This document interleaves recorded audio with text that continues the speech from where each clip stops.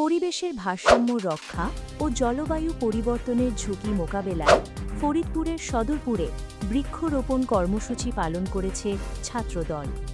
মঙ্গলবার দুপুরে উপজেলার চর নাসিরপুর ইউনিয়নের নদীর পাড়ে ফলজ, বনজ ও ঔষধি গাছের 1008টি চারা রোপণ করা হয়।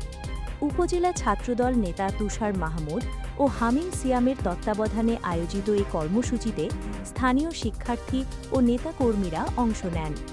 আয়োজকরা জানান, 5 বছরে 25 কোটি বৃক্ষরোপণ কর্মসূচির অংশ হিসেবে এবং একটি সবুজ ও সুস্থ বাংলাদেশ গড়ার লক্ষ্যেই তাদের এই প্রয়াস।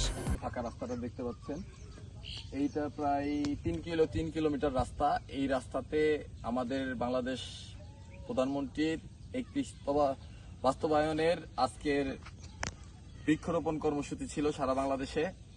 তারই প্রত্যয় আমাদের সদরপুর উপজেলাতেও 1,500 গাছের মতো আমাদের বৃক্ষরোপণের কর্মসূচি রয়েছে। এর মধ্যে 1008টি গাছ লাগানো হয়েছে।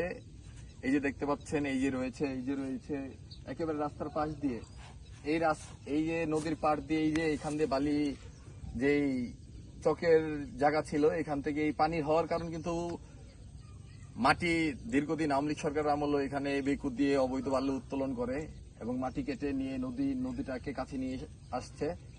তো আমাদের মাননীয় প্রধানমন্ত্রীকে ধন্যবাদ, আমাদের ফরিদপুর 4 আসনের এমপি মহোদয় শহীদ ইসলাম বাবুল ভাইকে ধন্যবাদ। এদিকে ভবিষ্যৎ প্রজন্মকে পরিবেশ বান্ধব করে গড়ে তুলতে এমন উদ্যোগকে সাধুবাদ জানিয়েছেন স্থানীয়রা।